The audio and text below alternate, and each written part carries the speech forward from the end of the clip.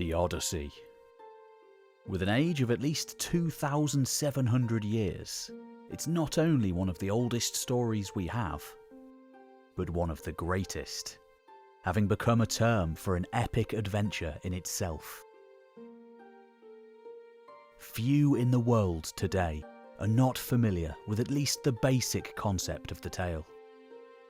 Recreated in literature, film, video games, translated into countless languages, it remains one of the most popular stories ever told.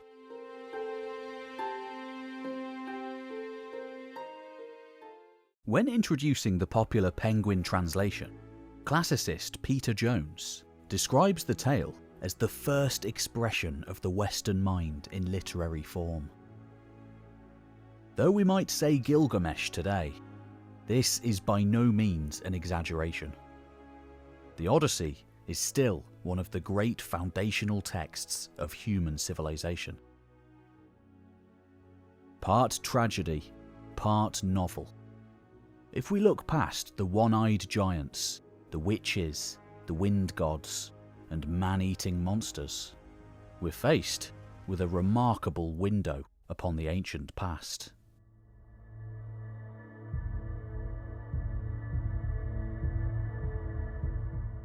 In the classical world, the Odyssey was hailed as the work of an individual poet by the name of Homer, writing a few centuries before in around the 7th or 8th centuries BC, in the time of Archaic era Greece.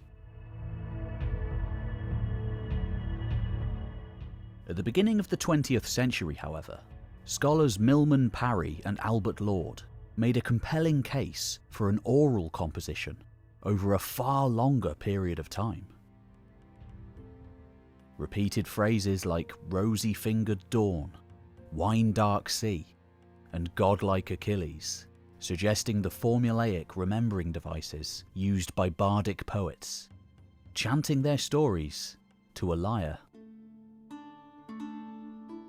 Specific techniques that must be learned and passed down for tales to be preserved over centuries.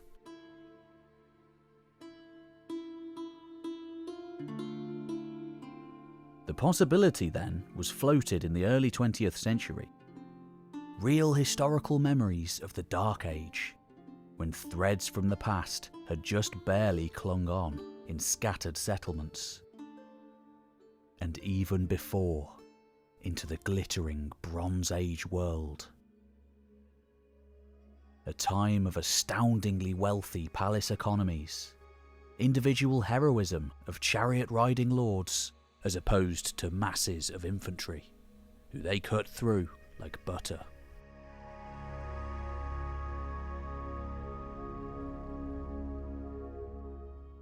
And bronze weaponry, alongside the iron weapons of that later age.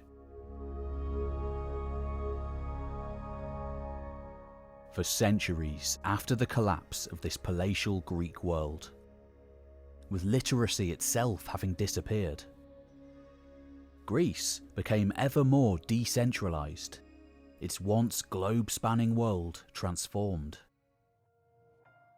In this world of oral poets, travelling professional singers called aodioi emerged, composing, recomposing, and creating new works to perform on special occasions for pay. While keeping the tales of the ancients alive, the best of all the bards would improvise too, combining new elements together from the great ocean of encircling stories.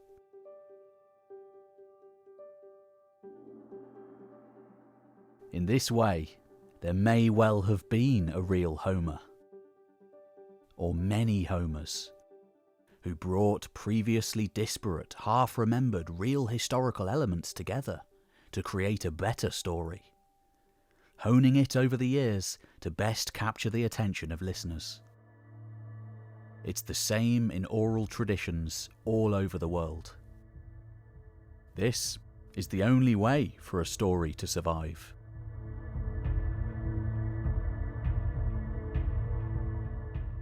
Therefore, in the surviving versions of the Odyssey that come down to us today, copied and recopied several times over the millennia, a real world can be found. Speaking of the contemporary Iron Age, when small-scale conflict raged and a glorious past was remembered. But most of all, harking back to that time of bronze which came before.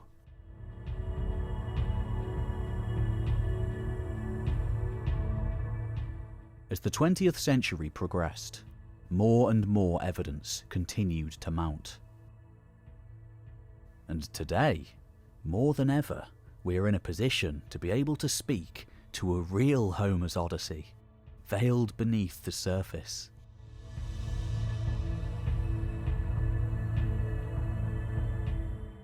The oldest levels in the entire Greek epic tradition.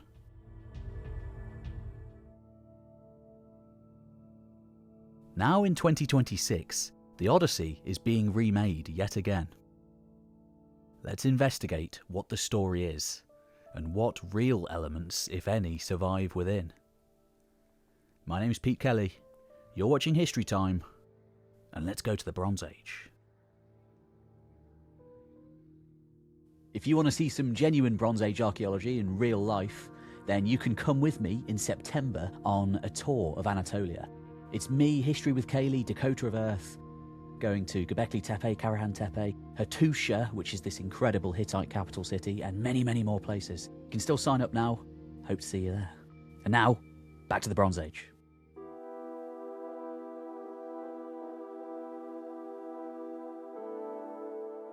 Like most of the locations of Homer's Odyssey, we don't know where the island of Skiri is supposed to be. But when a battered shipwreck survivor washed up there, it was fated to become entwined in that greatest of all stories.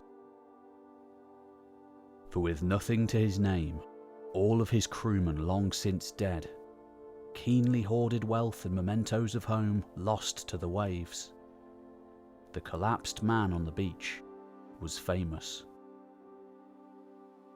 Despised by the sea god, who had just destroyed his ship once again in a spate of rage. Those who found him on that beach didn't know it, but he was Odysseus, great hero of the Trojan War, veteran of 100 battles, the king of Ithaca. And above all else, he yearned to return home. 10 years have passed since the end of that famous conflict between the Greeks and the Trojans.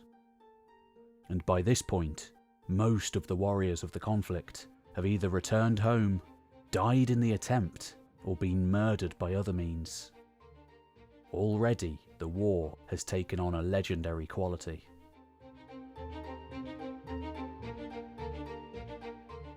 Though he doesn't know it yet, in his palace back home on distant Ithaca, more than 100 swaggering suitors from all across Greece are throwing their weight around.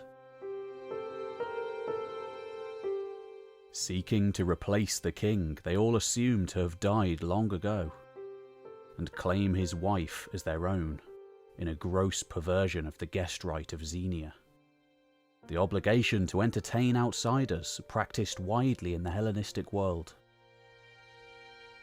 The suitors are kept back only by the strong will of Odysseus' wife Penelope and their son Telemachus, who constantly seek out news of their beloved king.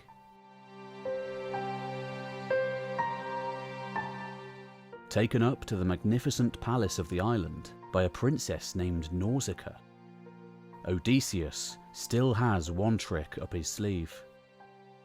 For though the king of the gods, Zeus, has shown complete neutrality toward the king of Ithaca, he still has the favour of the goddess Athene, and she encourages him to be bold in his action, distinguishing himself as a man of intellect as well as athletic skill, even slightly enhancing his appearance to make him seem more impressive.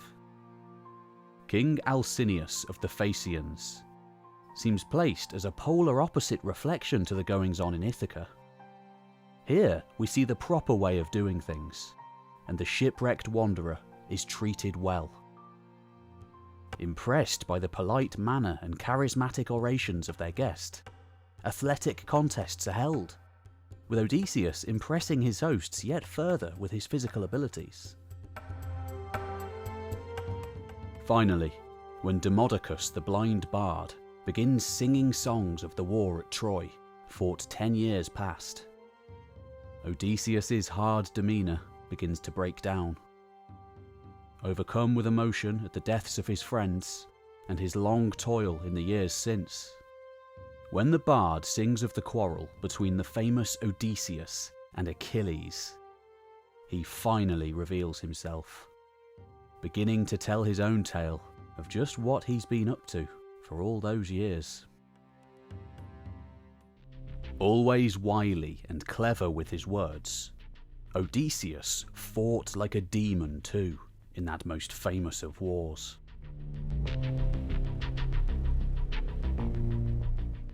Regularly featuring in the Iliad as a powerful warrior, thundering through Trojan ranks as a killing machine. In one notable incident in Book 10, taking place in the build-up to Achilles' famous duel with Hector, Odysseus and the great Diomedes, greatest of all the Greeks besides Achilles, and much more reliable, go on an epic rampage behind Trojan lines at night, killing scores of Thracians, their king Rhesus, and making off with his legendary horses. This is not a noble fight. Tit-for-tat feuds of ever-increasing severity, and little quarter given. The Thracians beg for their lives, but the Achaeans are not feeling merciful.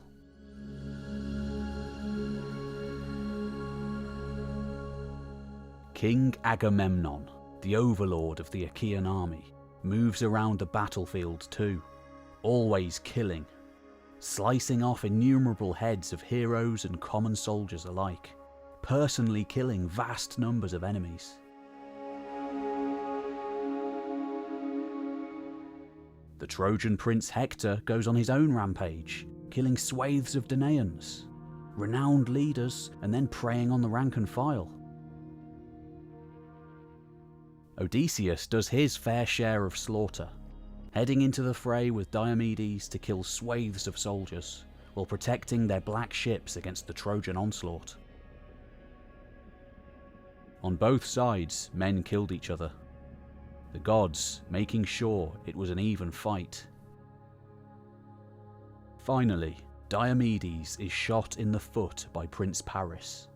Odysseus, loved by Zeus at this point in the Iliad, makes a stand with him. Protected by Athene too, she makes sure no vital organs are pierced. And eventually, Menelaus and Ajax wade out into the Trojan lines to pull the two heroes back.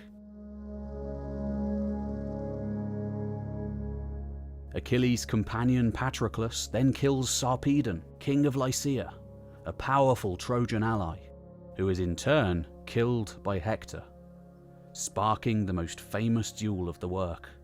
With the greatest hero of the Trojans, Hector, finally dead, Odysseus has the clever idea of making a massive wooden horse, the symbol of Troy, to give to the city as a parting gift, before all the Achaeans apparently leave with their fleet. When the Trojans pulled the great wooden horse inside their city, however, Odysseus and his men inside were lucky they weren't thrown off a cliff, a potentiality they heard the Trojans around them discussing. Instead, the horse is left as a trophy for the time being, allowing the men to crawl out at night and open the city gates, ready for the returning Achaeans to finally get inside. Total chaos and slaughter ensues as one of the great cities of the ancient world is destroyed.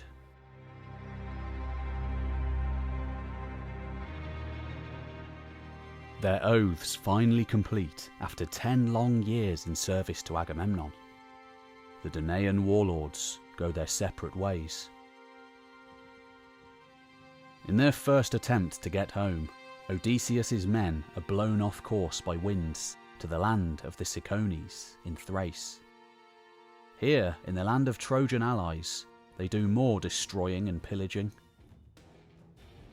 Odysseus attempts to convince his men to leave with their plunder, but is disobeyed. Soon enough, more well-trained warriors of the interior arrive, and a desperate fight at the ships ensues. Leaving behind much of their spoils, and 6 dead men from each of their 12 ships, the Ithacans eventually manage to escape.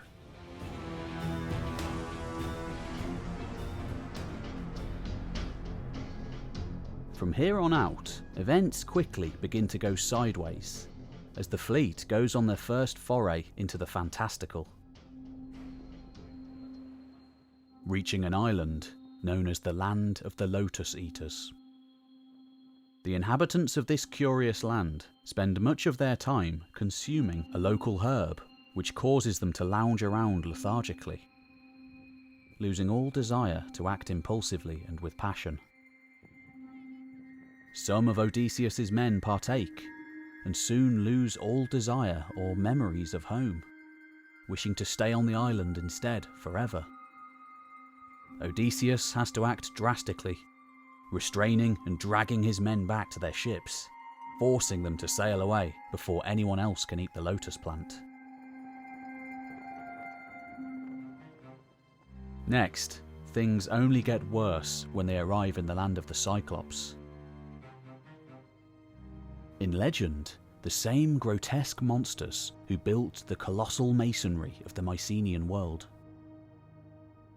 Here, in one of the most iconic episodes of the tale, there is no adherence to the sacred custom of hospitality.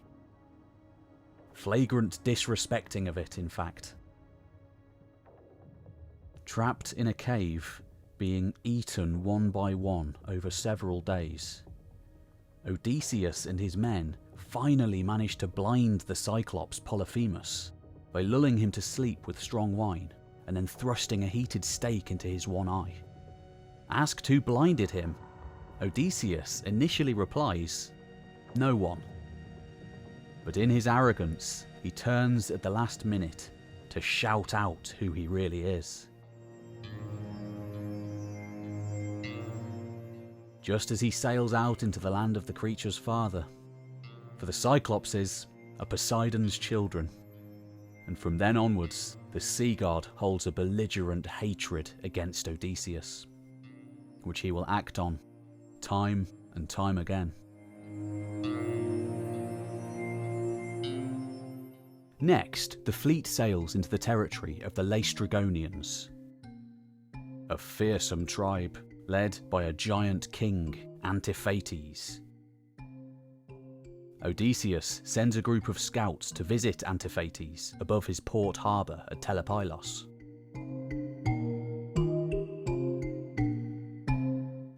When one of the group is immediately plucked out and devoured on the spot, they realise this is not going to go well.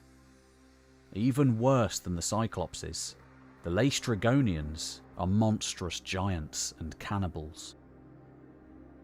Before the fleet can react, Antiphates summons hundreds of his kin to the cliffs overlooking the harbour, where they begin hurling down rocks en masse.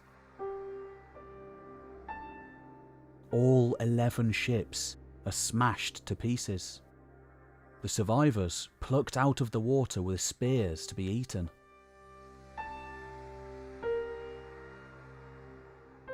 Only Odysseus' ship survives the carnage, moored outside the harbour on a gut instinct.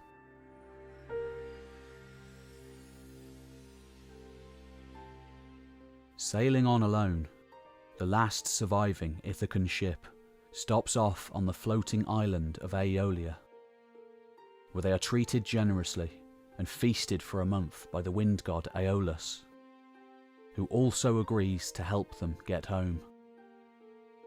Confining all the rough winds of the world into a small oxhide bag, only the gentle west wind is left, which pushes the ship forward. For 9 days they sail toward home, until, just as the shores of Ithaca lurch into sight, Odysseus slips into a contented slumber.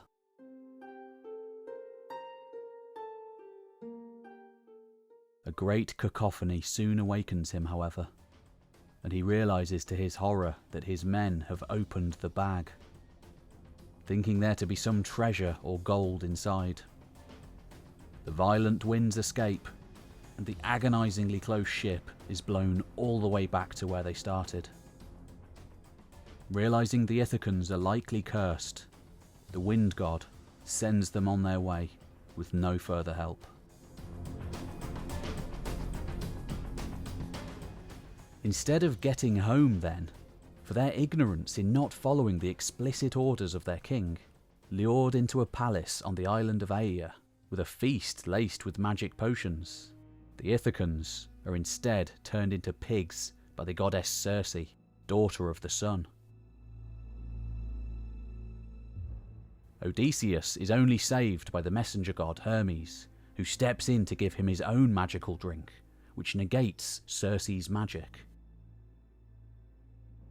Odysseus is nonetheless enchanted and becomes Circe's lover for a year, though his men are free to live in comfort.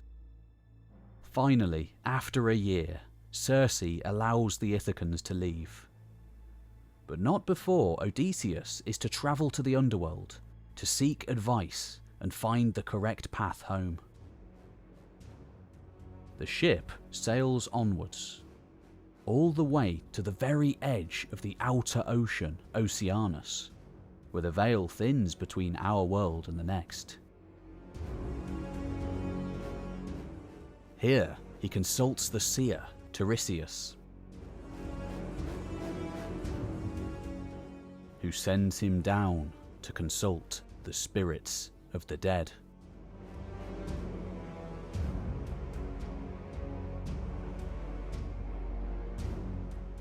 Heading down into the underworld, Odysseus is saddened to realise one of the shades moving to and fro around him is his own mother, who has died of grief during his absence. His father, meanwhile, also crazed with grief, has retired to the countryside to live in isolation. Odysseus' spirits are raised, however, by the news that his wife Penelope has remained faithful, despite scores of suitors attempting to claim her and the kingdom.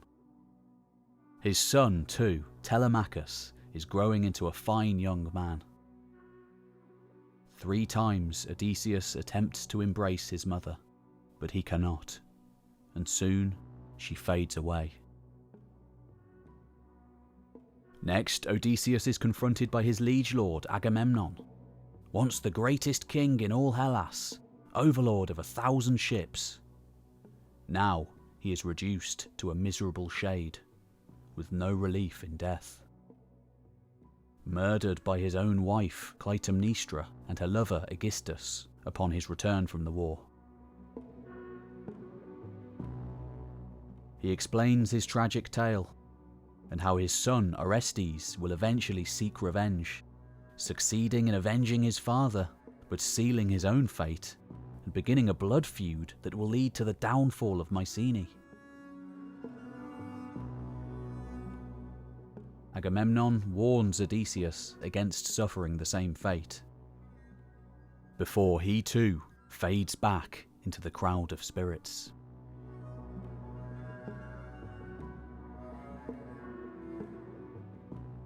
The final spirit Odysseus is confronted by is his friend Achilles, who now regrets his quest for glory in life, having traded a long undistinguished life with a quick but glorious one. Even though he will be remembered as one of the greatest warriors the world has ever seen due to his exploits in the Trojan War that led to his death, Achilles tells Odysseus he would rather live again as a poor servant of no renown rather than be king of the dead. Any life is better than death. Nevertheless, before fading back among the shades, Achilles is comforted by the news that his own son, Neoptolemus, fought bravely and won himself great honour in the events following his father's death.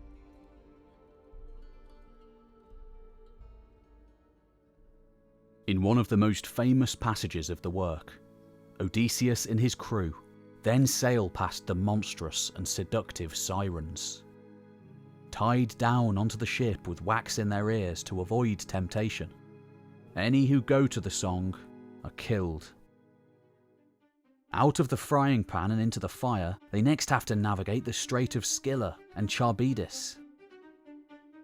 Taking Circe's advice, Odysseus has to make the impossible decision of steering towards colossal cliffs where the six-headed sea monster Scylla lies in wait to reach down and consume a crewman for each of its heads, rather than the violent whirlpool of Charybdis, which will sink the entire ship, killing them all. Finally, in another terrible mistake that angers yet another god, an ancient elemental one, even older than the Olympians. On the island of Thrinacia, stricken by near starvation due to their toils, the crew kill and eat the sacred cattle of the sun god Helios, without offering the proper sacrifices. In response, Helios threatens Zeus with removing the sun from the world, forcing him to punish them, which he promptly does. As soon as they sail away from Thrinacia, Zeus destroys the last Ithacan ship with a thunderbolt, killing all aboard, save the king. Not permitted to die due to his favoured status by Athene and Hermes, all alone now, Odysseus washes up as sole survivor on the island of Ægina. Here, another witch, the nymph Calypso, takes him as a lover. Though he is treated relatively well, he has no means of escape, so is held against his will for 7 long years. He spends his days weeping on the beach, yearning to return home. His nights with the nymph. When Odysseus is offered immortality, in his bewitched state, he very nearly never escapes, only being able to do so by the intervention of Athena, who beseeches her father to send the messenger god Hermes to the rescue. A heart inured to suffering, ever longing to return to his mortal wife. With divine aid, Odysseus is finally able to make his own boat.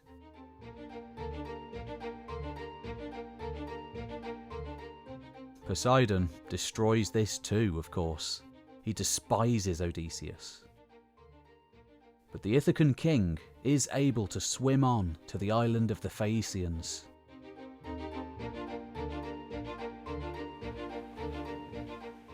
Washing up on the shore there to be met by Princess Nausicaa and taken up to the city of her father. Old enemies of the Cyclops, who used to raid and pillage their island of Scheria. The Phaeacians, while demonstrating exemplary gift friendship with hearty feasting, a place to sleep, and the giving of gifts, all the things a proper host should do, agree to finally escort Odysseus home. Chameleon-like, hero of 1,000 disguises, Athena disguises Odysseus as a wandering beggar, who then sets about on a clever scheme to reclaim his home. Reuniting with his son Telemachus, to whom he proves his identity when Athena briefly removes his new appearance.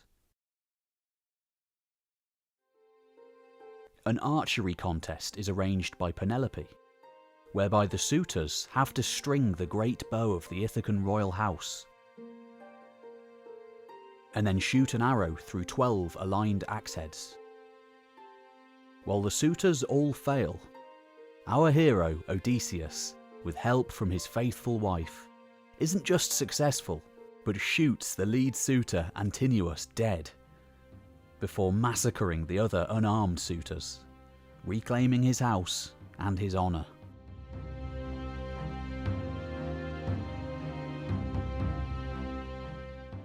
The goddess Athene steps in to halt a burgeoning civil war, and peace in the land is restored.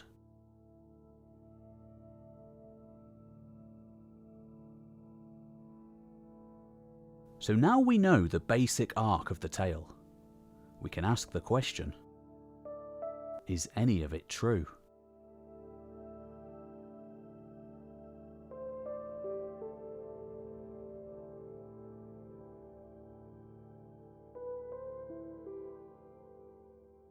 In 1985, British explorer and travel writer Tim Severin completed an extraordinary journey aboard an authentic Bronze Age sailing vessel.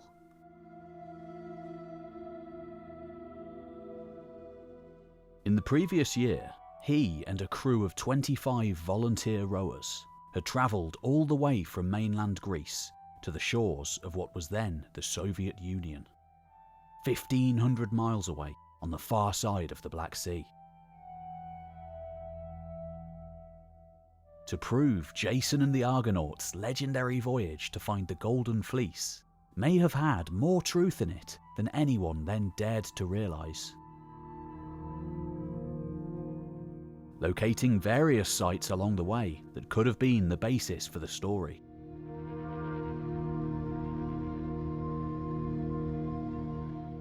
He'd already completed a number of similar journeys by that point, and would go on to undertake many more. But this foray into Bronze Age experimental archaeology was arguably his most successful.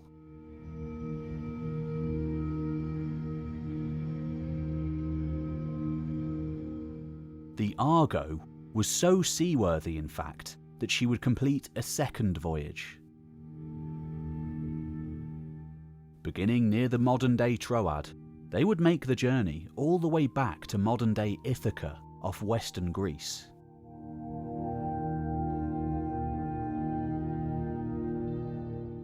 Gaining insights into the real geography that would have been encountered by actual Mycenaean Greeks on similar voyages. In addition to musing on real sites that provided a basis for the events of the Odyssey, the island of the Lotus Eaters being off the coast of Libya, for example, and Polyphemus's cave on the southern coast of Crete, Severin was struck above all by the relative ease of such a journey. Mostly hugging the land, it wasn't even that dangerous.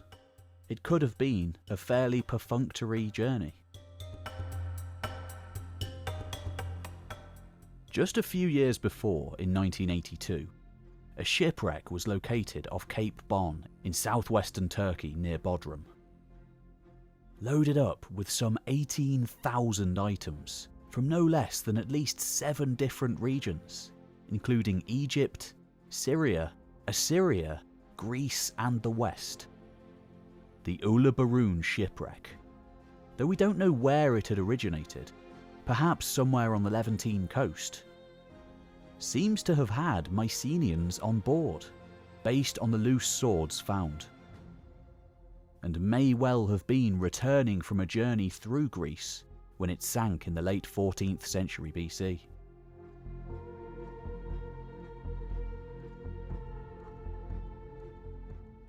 Though the most famous due to the sheer amount of goods and wealth on board, enough bronze to equip an entire army, the Uluburun shipwreck joins a whole swathe of other Bronze Age wrecks, hinting at a whole wide-reaching trade system during this time. The evidence is overwhelmingly apparent. The long-distance journeys described by Homer and other authors in the Late Bronze Age were feasible after all.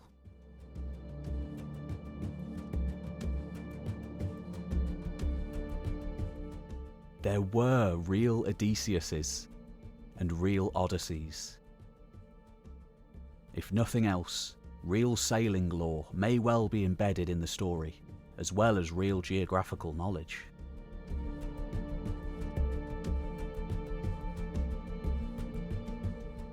Severin's expedition was just the latest, albeit most complicated attempt at deciphering the Odyssey, in a long line dating all the way back to antiquity, and even before. Such as in the 6th century BC, when the Athenian tyrant Pisistratus is said to have formally commissioned a standardised version of the tale, traditionally regarded as making all versions after him the same. In the 5th century BC, the so-called father of history, Herodotus, and no doubt many others, had tried to find the real locations of the tale. Traditions which culminated in the 2nd century AD with the work of the famous travel writer Pausanias, who travelled all across the Greek world of his day, connecting Homeric myth with real locations. It is from that great geographical writer that we get much of our information on what people generally thought at the time.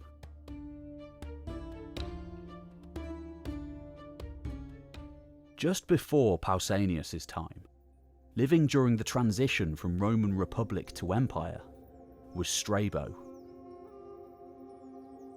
That famous Greek geographer, historian, and prolific traveller also very much saw the Odyssey as reflecting real locations in the Mediterranean.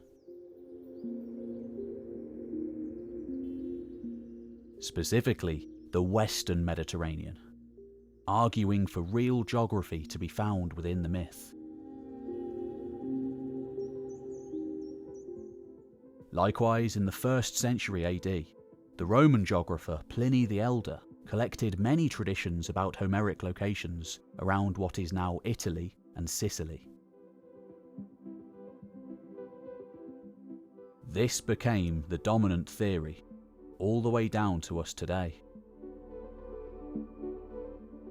Traditions that by the 1800s, when conditions were right for rigorous classical scholarship to be somewhat resumed, would culminate in the work of writers like Victor Berard, a French diplomat and Homeric scholar. For him, talk of exotic goods like fine textiles and metals, long-distance voyaging, and encounters with strange lands beyond the horizon reflected real maritime trading knowledge, derived in part from the Hellenes coming into contact with the new world of the Phoenicians in the early Iron Age. Burgeoning maritime networks the Greeks would now have contacts with, and ultimately utilise to spread their colonies from Spain to the Crimea.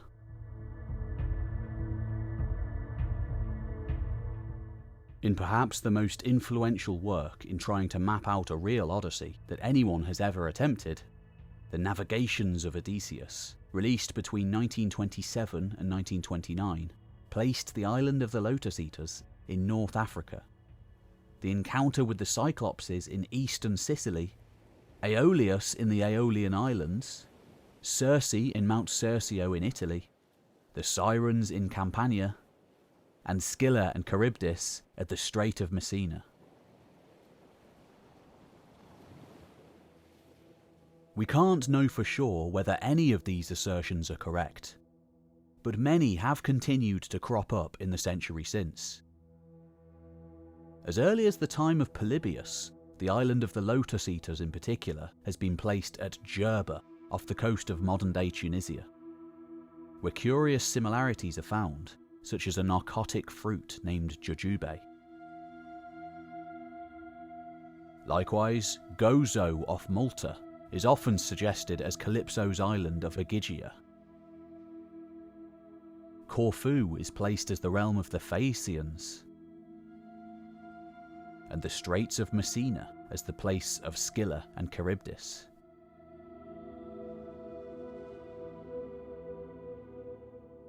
In the century since Berard's day, of course, there have been hundreds of attempts to map out the real geography of the tale. It is one of the most written about epochs of ancient history. With wild speculations ranging from Scandinavia to Britain and beyond. Felice Vinci argued for a Baltic Odyssey, whereas Henriette Mertz had some of the journey taking place in the Atlantic, going up to Britain. On the basis of archaeology, linguistics, and history, the vast majority of such works are rejected by classical scholars and archaeologists alike.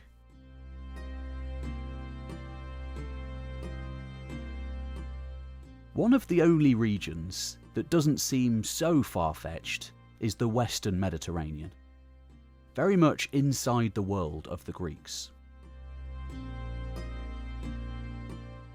Argued as early as 1897 by Samuel Butler to be central to the tale. In his controversial book, The Authoress of the Odyssey, that Victorian scholar had argued for the land of the Phaeacians to have reflected real geography in what is now Sicily.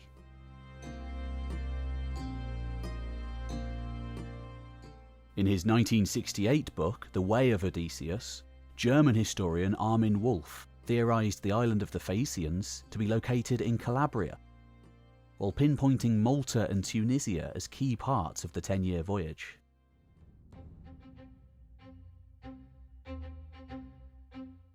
Before we embark on seeking out the next phase of Homeric geography, and like Odysseus himself, attempt to find Ithaca, it's worth noting that, like the cooler heads of today, one famously reserved and brilliant scholar was unequivocal in his opinion. In the 3rd century BC, chief librarian of the great library of Alexandria, Eratosthenes, was not only able to prove that the world was round, but calculated its circumference by sending a colleague south to record the lengths of shadows at different locations. This brilliant scholar was famously sceptical about seeking out the real wanderings of Odysseus, regarding many identifications in contemporary geography as futile. He once joked that finding Odysseus's route could only be done when the cobbler was found who had stitched the bag of winds that nearly took them home.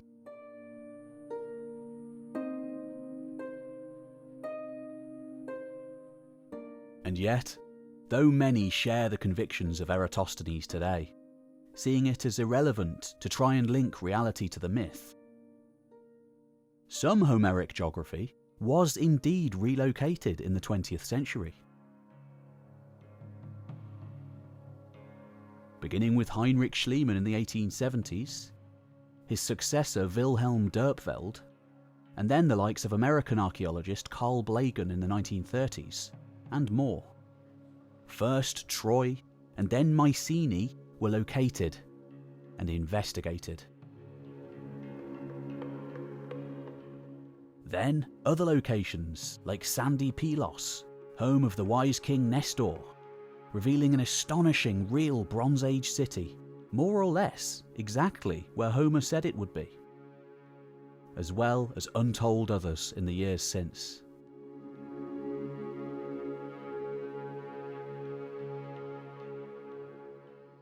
Here at Pelos, in the southwestern Peloponnese, Odysseus' son Telemachus had come to seek news of his father at the court of Nestor. And a brilliantly massive cache of Linear B tablets has been located, helping to flesh out the real story. Next on Telemachus' itinerary was the land of Menelaus in Lacedaemon, where another Mycenaean administrative complex was found at the Menelaon, and many others having been suggested as the real palace of Helen of Troy in the years since.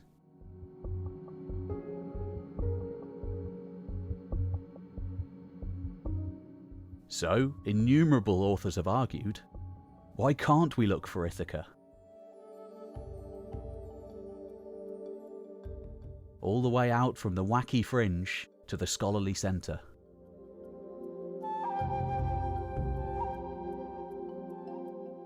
Scarcely a year goes by without someone attempting to find the location once and for all.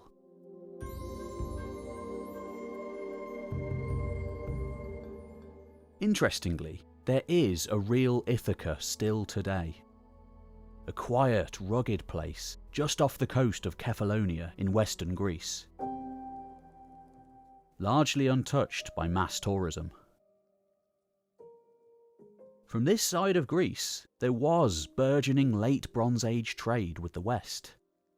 The nearby city of Patras, for example, is still a major ferry hub to Italy, just as it likely was in the distant past.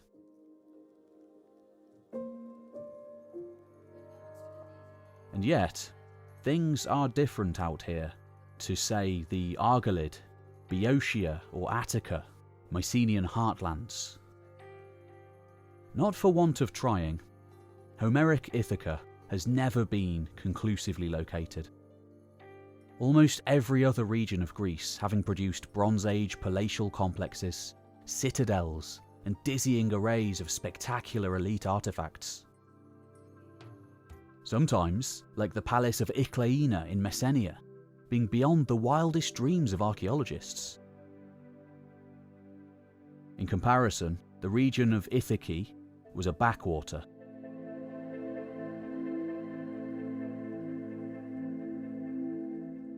There are tombs and evidence of habitation, but no vast elite strongholds yet. While scholars continue to vigorously debate whether Ithaca is the original Homeric location, there are many other candidates too. The dominant view in academia today is that although some locations are real, being loosely based on sailors' stories, others are entirely mythological, promoting intense skepticism across the board. As early as 1927, Wilhelm Dörpfeld argued Ithaca to not be the real location for Odysseus's palace, proposing instead the island of Lefkada to the north. His work set off 100 years of fervent arguing and investigating. In recent years, a third candidate for Ithaca has emerged. In his 2005 book Odysseus Unbound, author Robert Brittleston argues not for Ithaca, but the Peliki Peninsula on nearby Kefalonia to be a better candidate. With help from philologist James Diggle and geologist John Underhill, a new model of the Bronze Age shoreline here shows it to have been very different indeed in the past. Connected now, but originally a separate island. Earthquakes have been wildly powerful here over the years.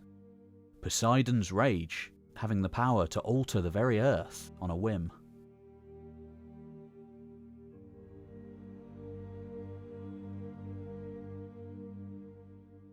Though no theory has yet been conclusively proven, the true locations remaining highly debated, the Peliki hypothesis has seen a good deal of scholarly support.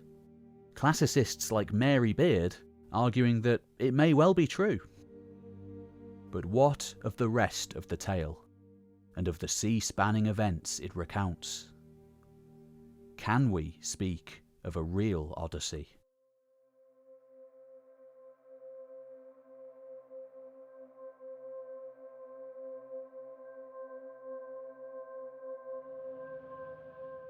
Embedded within the Odyssey are plenty of retrospective looks at the war. A little like the Iliad beginning a full 10 years into the conflict at the most exciting culmination of events, so too does the Odyssey begin near the finale of 10 years of homeward journeying. In this way, the ultimate fates of all the major Greek heroes of the war are described. Of Achilles, Ajax, Menelaus, Nestor, and perhaps, most shocking of all, the great king Agamemnon, who is murdered by his own wife and her lover upon his return home, in direct opposition to Odysseus's ultimate end. Their relationships with their wives being positioned as the major difference between them. Agamemnon having completely alienated Clytemnestra by sacrificing their daughter Iphigenia at the start of the war. Unlike the Iliad, where the ever-present gods direct all the major action, either in disguise or openly as themselves. Here, now apparently concerned about the justice of human behaviour, they remain largely on the sidelines. For example, when Odysseus's men bring death on themselves time and time again through their hasty or ill-thought-out actions, it is implicitly implied to be their own fault. But how much, if anything, of this is real? Well, the general consensus today is that aside from being a great story, there is some reality interwoven.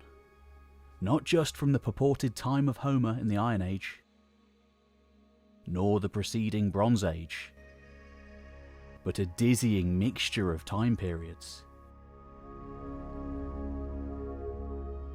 As described by Homeric scholars like Moses Finley, who sees it not as a simple reflection of Mycenaean society alone. Others, like Martin Nielsen, however, and to a certain extent Joachim Lattaz and Oliver Dickinson, make the argument that the tales really do contain memories of genuine Mycenaean rulers.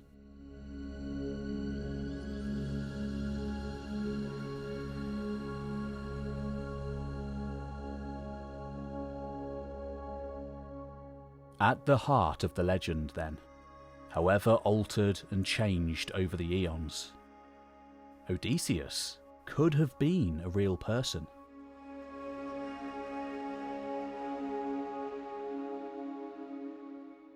One interesting insight into the world in which the poem was born comes in the brief image we have of Achilles singing in his tent of the deeds of heroes on a lyre.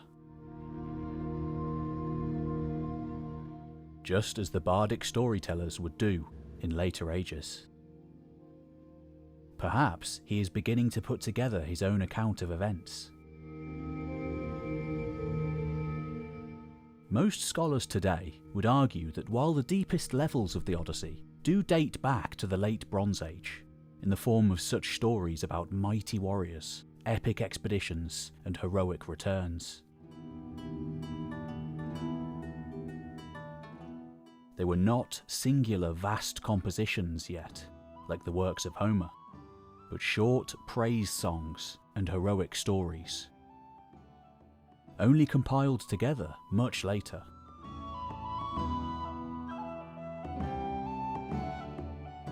Stories of individual heroes already likely existing in some form in the Mycenaean world, as seen in the Linear B tablets at the likes of Pylos,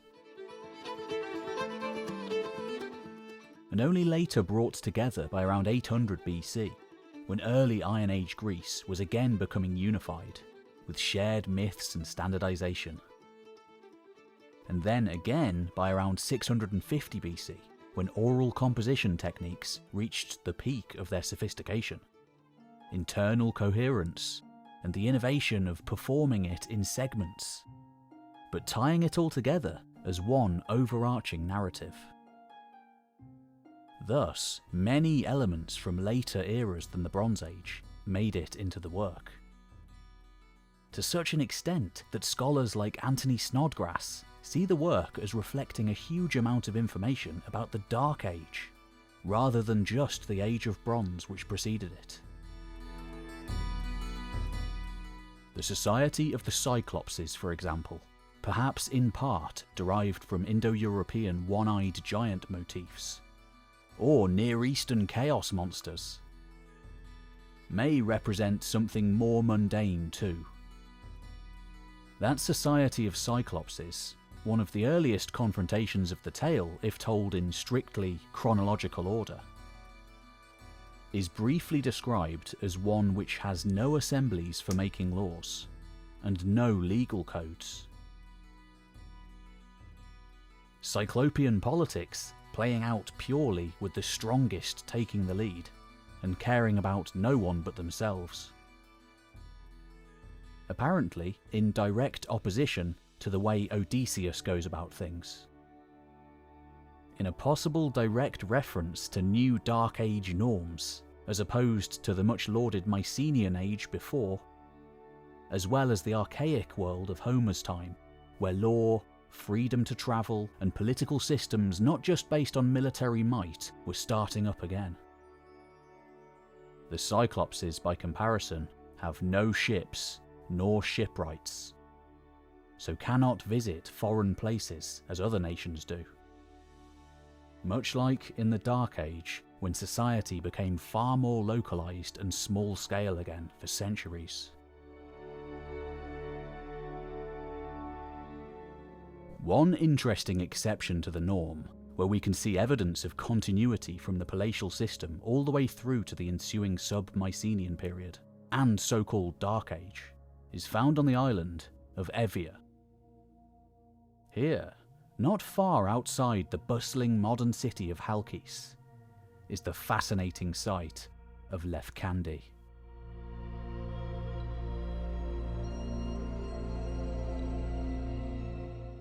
A flourishing settlement throughout the entirety of the Bronze Age. And unlike the larger palatial centres, this place was never fully abandoned. Most interesting of all, just outside the main tell, with its layers of habitation stretching over the millennia, a smaller mound was excavated in the 1980s, revealing a colossal archaic temple known as a Haroon, dating to around 1000 BC, a precursor to the architecture of the classical era. Excavated graves at the Haroon of Lefkandi were filled with goods of hundreds of years before, as well as exotic ones from the Near Eastern world, suggesting that not only some here may have had links to their Mycenaean ancestors, but also potentially links still with the wider world. An extraordinarily rare sight, the shrine at Lefkandi harks back to the time of 2 centuries and more before, when far-roaming expeditions had been the norm. This subsistence-level economy, mixed with elite nostalgia, and a much smaller world than before, with smaller economies and smaller settlements, seems to have been a key period of formation for the Odyssey. A world where wealthy aristocrats controlled small territories with administrations based on individual household wealth, cattle, and land. Like at Lefkandi and other post-Mycenaean sites like Egeria, looking more like the Iron Age than the Bronze Age.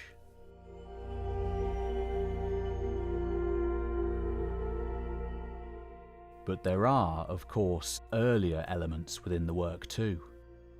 One, arguably, being the memories of a collapsed world.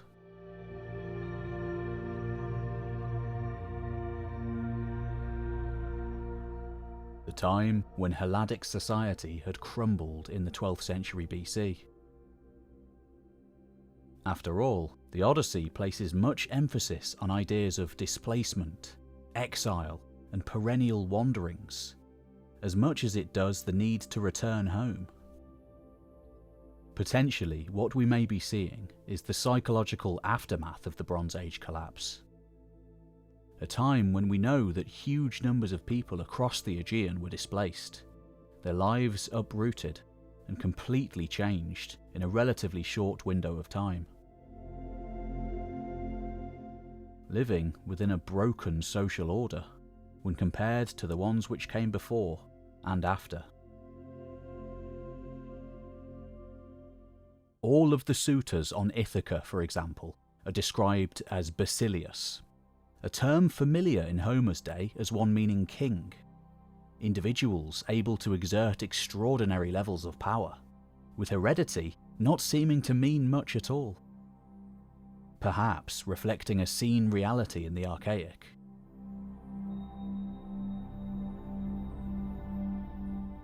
The 2 leading suitors in particular are also held up as examples of what men should not be: the vicious and uncompromising Antinous, and the duplicitous and hypocritical Eurymachus, always saying differently to what he thinks, in direct opposition to the hero Odysseus, who says and does exactly what he thinks. There are much older elements in the work too, of course. The motif of the returning hero, heading home to a chaotic reality, for example, is seen in many Indo-European traditions around the world, likely being a familiar one to listeners, reflecting at least in part an extremely ancient way to structure a story, rather than necessarily a specific event.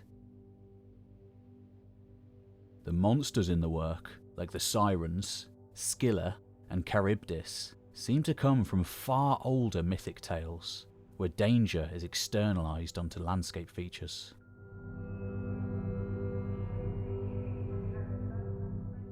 Perhaps the oldest segment of the work, and another which may have been familiar to those absorbing it, is the descent into the underworld. Paralleling similar stories from across the Indo-European world, like the Hittites, as well as wider works in Mesopotamian and European storytelling traditions.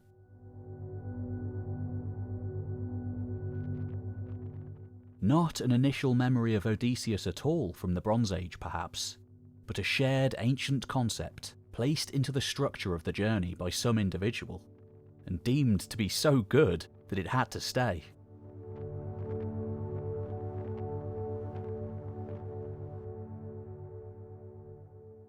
And far from portraying Odysseus as a peaceful wanderer at the whim of the gods, Odysseus himself and how he is treated by those around him may well be a remnant of the high king system of the Mycenaean age. Odysseus is not a citizen, nor a bureaucrat. He is a godlike hereditary monarch among peers, seeming to fit into the Bronze Age peer kingship rather than the later, more experimental polis system. The time of political fragmentation after the collapse of the palace system.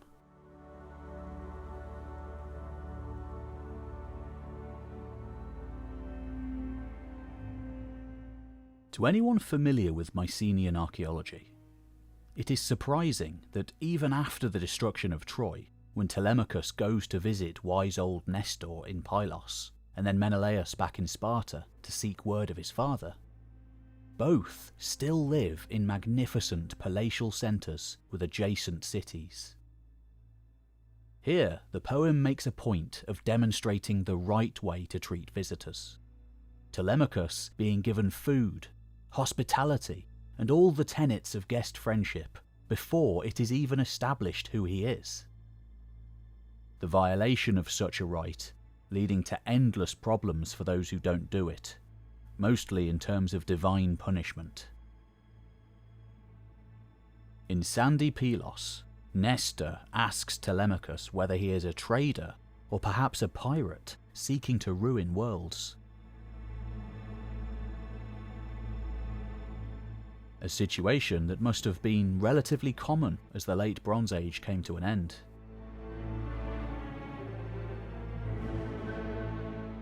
The genuine archaeological site here having been destroyed around 1200 BC. Same as all the major Mycenaean centres.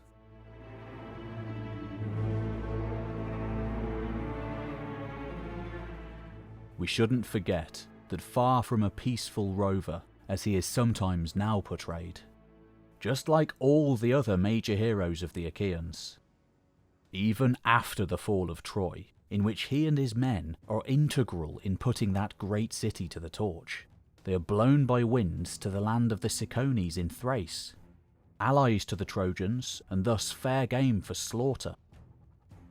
In an orgy of bloodshed and violence, which is not to be shied away from, there clearly being a time and place for it in this tale, Odysseus and his men mete out terrible destruction on the city of Ismarus. All the men are killed, and the women prepared to be taken back to Greece as captives.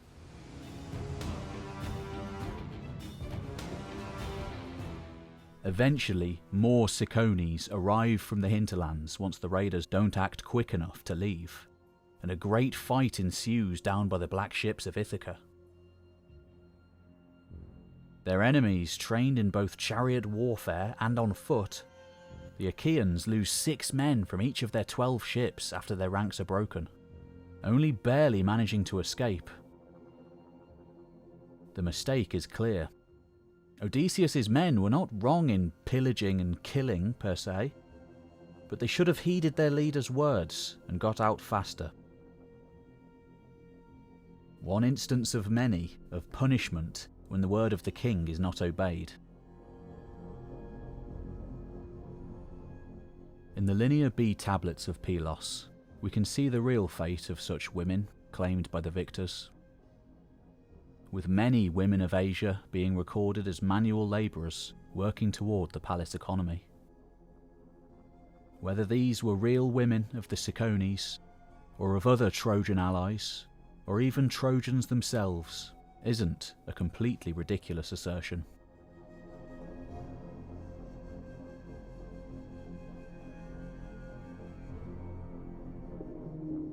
And what of the rest of the victors of the conflict? The fate of many such warbands are dwelled on in the years after the war. The mighty Achaean host splintering off into various fleets, largely bringing death in their wake wherever they sailed, either to themselves or their enemies. Of note, Agamemnon is killed upon his return home, sparking off a vicious civil war. Ajax the Lesser drowns at sea. Ajax the Greater throws himself on his own sword. Only a few, like Nestor and Menelaus, finally making it home after their adventures. Menelaus' story, in fact, is one of the most illuminating of all, almost certainly once existing as its own individual story. In rip-roaring adventures that take 7 years of sea roving, the Spartan king spends significant amounts of time in Cyprus, Phoenicia, and Egypt, where he makes his fortune. Not only that, but he goes to Libya too, a major adversary of Egypt at the time. It may well be that he was working with the infamous Sea Peoples, recorded as having attacked Egypt at this time in a great seaborne armada. The Sea Peoples really did steamroll through all of these locations in genuine history, perhaps reflecting real memories of such expeditions, before he and Helen finally returned home to Sparta, considerably richer than before. There is another interpretation of events, however, which could work alongside the Sea People's idea. When Menelaus hears the news of his brother Agamemnon's murder, knowing that his body has not been honoured in the proper way, he decides to make the proper rituals in Egypt, where he is based, going to the extreme of erecting a burial mound for his deceased kin. The fact that he is able to do this unhindered gives the possibility that this may be a memory of real Mycenaean mercenary work in the Egyptian armies, recorded in various pictorial sources such as papyrus fragments. Perhaps both sea rover as well as mercenary. All the most successful may have become mercenaries by the end. Other Greeks may have become Cypriots, and even the Peliset, the precursors to the Philistines, perhaps.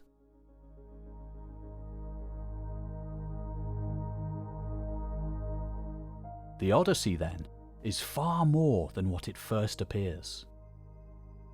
There is a good deal of real memory encoded in its structure, both of the real conflicts in Western Asia Minor that preceded the fall of Mycenaean civilization, and of the widespread population movements that followed.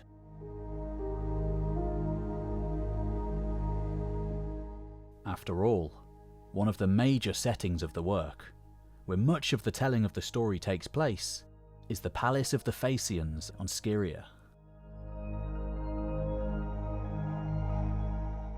which many scholars agree is above all else a fantastical reflection of the real Bronze Age.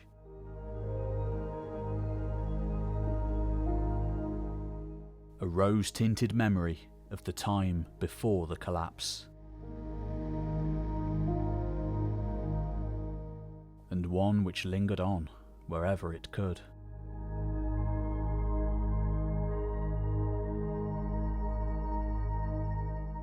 By the time it was written down in the Archaic era then, the epic story of the Odyssey had grown to become complex and multifaceted. Alongside codes of social hospitality of the Iron Age, real sailing lore of that time, and the development of small-scale kingship, we see the nostalgia of a fallen golden age. Next to the heroic acts and wide-spanning sea expeditions of the Bronze Age, we have far older mythic journeys to the underworld, and universally recognisable battles with vicious monsters and ancient deities, all tied up in the narrative of a return.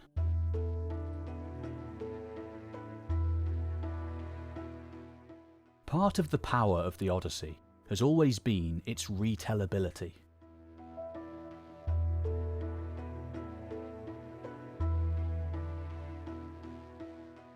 Today, it is being reimagined yet again, and no doubt it will continue to do so far into the future. Just as its beginning is shrouded in mystery, the tale of Odysseus is a story without an end.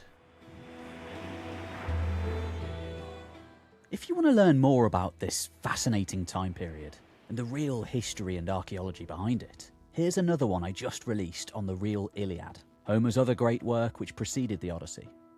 I've also made dedicated videos on many of the Bronze Age great powers like the Mycenaean Greeks, Hittites, Akkadians, and many more. And why not come with myself, History with Kaylee and Dakota of Earth, to explore ancient Anatolia this September? We're going to Göbekli Tepe, Karahan Tepe, Haran, Sogmatar, Hattusha, and many more incredible places. It's going to be an epic adventure. Thanks, and I'll see you next time.